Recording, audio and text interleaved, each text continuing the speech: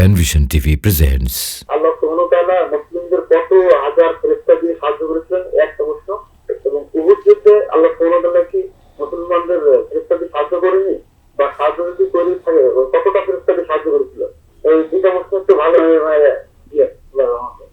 বদর যুদ্ধে কত হাজার ফেরেশতা আমরা ফেরেশতার বিষয়টি সূরা আলে ইমরান 4 পারার 5 নম্বর পৃষ্ঠায় আল্লাহ রাব্বুল আলামিন আলোচনা করেছেন। সেখানে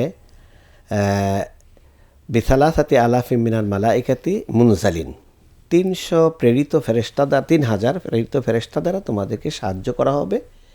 এর সাথে আরেকটা কন্ডিশন দিয়ে বলেছেন, বালা ইনতাসবিরু, যদি তোমরা সবরের পরীক্ষা দাও, অতাত্তাকু, আল্লাহ ভীতি তোমাদের কাছে কার্যকরভাবে দেখা দেয়, ওই এতুকুম মিন ফাউরিহিম, শত্রুরা যদি অতিরিক্ত তোমাদের উপর ঝাঁপিয়ে পড়ে, বেখামসাতি আলাফিম মিনাল মালাইকাতি মুসাউমিন, তাহলে চিহ্নিত 5000 ফেরেশতা দিয়ে তোমাদেরকে সাহায্য করা হবে।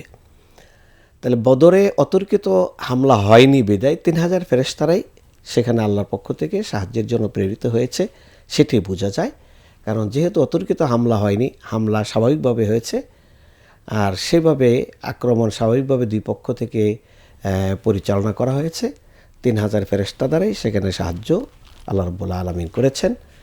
তো সেখানে সাহায্যটা হলো, ফেরেশতারা কিন্তু মানে অস্ত্র নিয়ে যুদ্ধ করেনি। ফেরেশতারা সেখানে মুমিনদেরকে উৎসাহিত করেছে, তাদের মনোবল বৃদ্ধি করে দিয়েছে।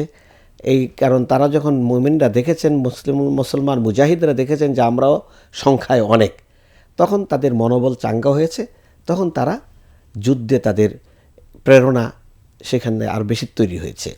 সে দৃষ্টিকোণ থেকে এটি ঐতিহাসিকদের বিভিন্ন মত রয়েছে, মুফাসসিরদের বিভিন্ন মত রয়েছে সেক্ষেত্রে, যে ফেরেশতারা সশস্ত্র আক্রমণে অংশগ্রহণ করেনি, ফেরেশতারা মুমিনদের সাথে সহযোগিতা করেছে, তাদেরকে উৎসাহিত করেছেন।